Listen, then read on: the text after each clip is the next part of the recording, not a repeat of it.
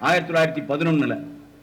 MC ராஜா எங்கோ பிறந்தவர், ஆனால் முகவை மண்ணிலே வந்து தெளிச்சாத்தாநல்லூரில் அவர் நடத்திய கூட்டம் அது அற்புதமான பொன் ஜெயந்தா என்று சொல்லக்கூடிய ஒரு எழுத்தாளரால் அந்த பிரகடனம் குறித்த ஒரு மிகப்பெரிய நூல் பதிவு செய்யப்பட்டிருக்கிறது.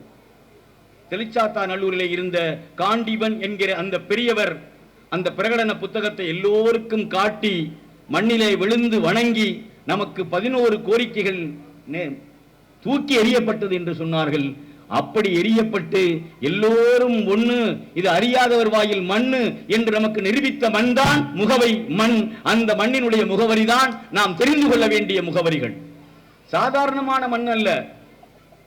கம்யூனிஸ்டுகள் ஒன்றாயிருந்த போது, இப்பொழுது சிபிஐ சிபிஎம் என்று இருக்கிறார்கள், கம்யூனிஸ்டுகள் ஒன்றாக இருந்தபோது அவர்கள் ஒரு படத்தை தயாரித்தார்கள் என்றால் நீங்கள் நம்புவீர்களா?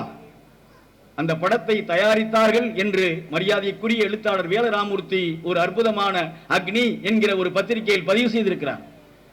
ஆதி என்கிற ஒரு சிறுகதையில் அது நூலிழையாக வந்திருக்கிறது. நம்மால் நம்ப முடியுமா? முகவை ராஜமாணிக்கம் என்று ஒருவர் இருந்தார். அவர் மிகப்பெரிய உமாபதி வைத்திருந்த சென்னை தியேட்டரிலே கேண்டீன் வைத்திருந்தார்.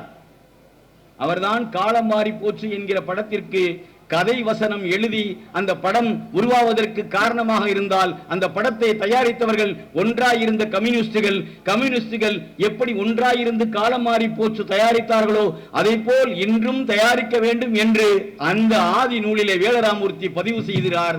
அந்த வேலராமூர்த்தி பதிவு செய்வதற்கு காரணமாக இருந்தவர்கள் கம்யூனிஸ்டுகள் அன்றைக்கு ஒன்றாக பார்த்து ஒரு படத்தை தயாரிப்பதற்கு காரணமாக இருப்பதற்காக இருந்தவர் இந்த மண்ணிலே பிறந்த முகவை ராஜமாணிக்கம் என்கிற கலைஞர். அந்த முகவை ராஜமாணிக்கம் என்கிற கலைஞர்கள் தான் இட்லி ஏன் இவ்வளவு மெலிதாய் மெலிந்து போயிருக்கிறது என்று ஆரம்பிக்கிறார். இட்லி மெலிதாய் மெலிந்ததற்கு காரணம் என்ன என்று ஒருவர் கேட்கிறார். உடனே ஒருவர் சொல்கிறார், அதற்கு காரணம் காங்கிரஸ் அரசாங்கம் என்று இன்னொருவர் சொல்கிறார்.